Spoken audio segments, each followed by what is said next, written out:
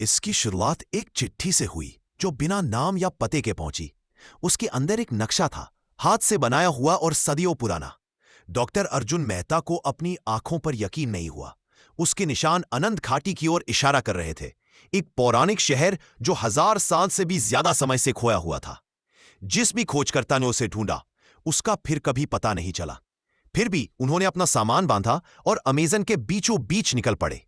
जंगल ने उसे पूरी तरह निगल लिया। कई दिनों तक अर्जुन घनी लताओं, घुटनों तक गहरी नदियों और अनदेखे जीवों की लगातार गूंज के बीच पैदल यात्रा करता रहा। उसने प्राचीन पत्थरों पर की गई नक्काशी का दस्तावेजीकरण किया।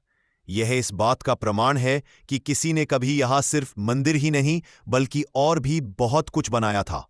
एक ऐसी सभ्यता जिसके रहस्य इतने शक्तिशाली थे कि वह खुद ही लुप्त हो सकती थी। चौथी रात लगातार बारिश होती रही। बिजली कड़कने से कुछ असाधारण चीज दिखाई दी। एक पत्थर का दरवाजा जिस पर अजीब गरीब चिन्ह खुदे हुए थे, जो आधा जमीन में धंसा हुआ था। जैसे ही उसने कीचड़ झाड़ा, नक्काशी हल्की नीली चमकने लगी। एक यंत्र क्लिक हुआ, दरवाजा धीरे धीरे खुला। एक अंधेरा सा दिखाई दिया जो उसका नाम फुसफुसा रहा था। पहाड़ के अंदर समय में जमी एक नगरी बसी थी। सुनहरे गुंबद, विस्मृत देवताओं की मूर्तियां और भित्ति चित्र एक ऐसी सभ्यता की कहानियां बयां करते थे जिसने ऊर्जा और आत्मा दोनों में समान रूप से महारत हासिल की थी। लेकिन अर्जुन जितना गहराई में जाता, वह उतना ही अजनबी होता जाता।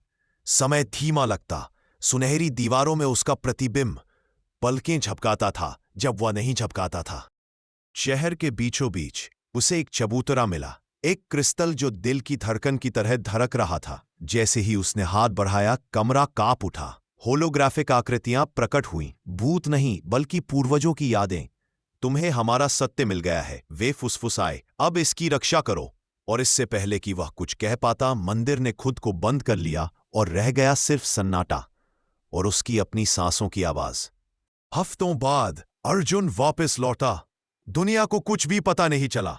उसने उस प्राचीन क्रिस्टल को अपनी शेल्फ पर रख दिया। उसकी मंद चमक अभी भी जिंदा थी।